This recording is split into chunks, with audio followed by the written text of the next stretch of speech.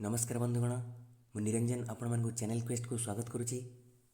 प्रतिदिन किसी ना कि घटना घटी थाए और से किसी घटना इतिहास पृष्ठमंडन करें। आज 30 जनवरी जहाँ भारत में शहीद दिवस एवं कुष्ठ निवारण दिवस रूपे पालन कराए। आसतु जानिबा 30 जनवरी घटी क्यों घटना गुड़िक इतिहास स्थानित होती। आमर प्रश्नोत्तर सीरीज आज इतिहास माध्यम आसतु आरंभ करवा।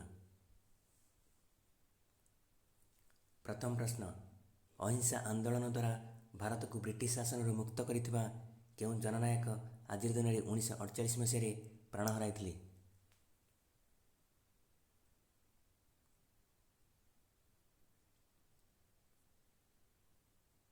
उत्तर, महात्मा गांधी।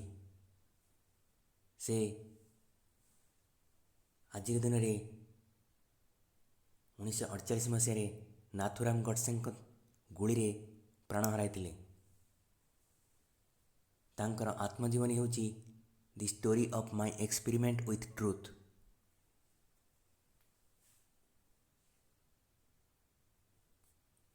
परवर्ती प्रश्न, आज दिन में 1899 मसीह क्यों भारतीय हिंदी कवि जन्मग्रहण करते जे काव्यिक ग्रंथ कामायनी रचना कर ख्याति लाभ करते?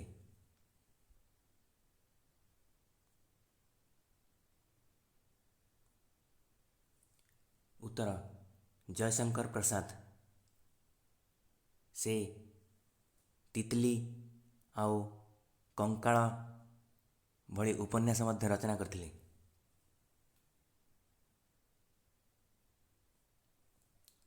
परवर्ती प्रश्न, क्यों हंगारियान भारतीय चित्रकार आज दिन में 1913 मसीह जन्मग्रहण करते जे तांकर तैलचित्र यंग गर्ल्स ख्याति लाभ करते?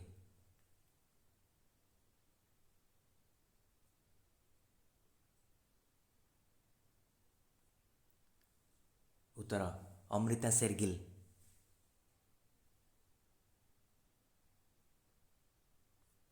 परवर्ती प्रश्न, हेमंत रंगिणी ख्याति लाभ करथिबा क्यों भारतीय कवि आज दिन में 1968 मसीह इह धाम विदाय नहीं?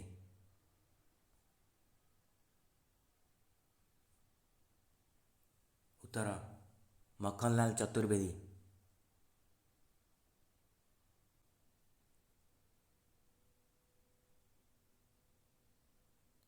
परवर्ती प्रश्न, क्यों भारतीय अर्थमंत्री एवं रक्षा मंत्री भारत में हरित क्रांतिर राजनैतिक सूत्रधार थे जे आज दिन में 1910 मसीह जन्मग्रहण करते?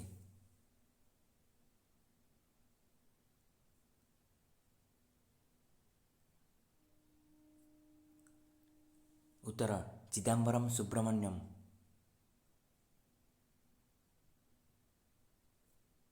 परवर्ती प्रश्न, भारतर क्यों भाइसरय आज दिन में 1903 मसीह कलिकतार मेटकेप ठारे इंपेरियल लाइब्रेरी स्थापना करथिले?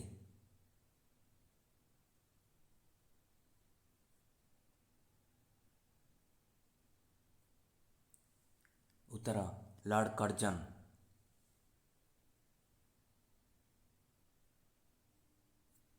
परवर्ती प्रश्न, क्यों ऑस्ट्रिया जन्मित जर्मनी राजनेता आज दिन में 1933 मसीह जर्मनी चांसेलर होते?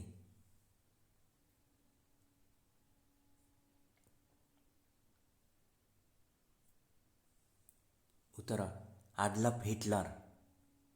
से जर्मनी रे एकछत्रवादी शासन आरंभ करते एवं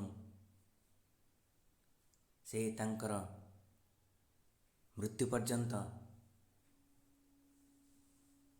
शासन चलाइथिले।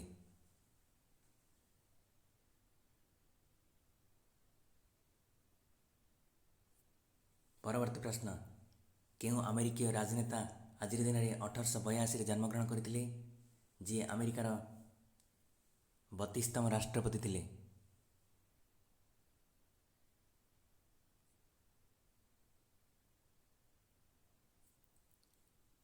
उत्तर, फ्रैंकलिन डी रूजवेल्ट। तांकरी समय ଆମେରିକାର ଡିଫେନ୍ସ ଡିପାର୍ଟମେଣ୍ଟର ହେଡ଼କ୍ୱାର୍ଟର୍ସ ବିଲ୍ଡିଂ ପେଣ୍ଟାଗନର ନିର୍ମାଣ ହୋଇଥିଲା ଏବଂ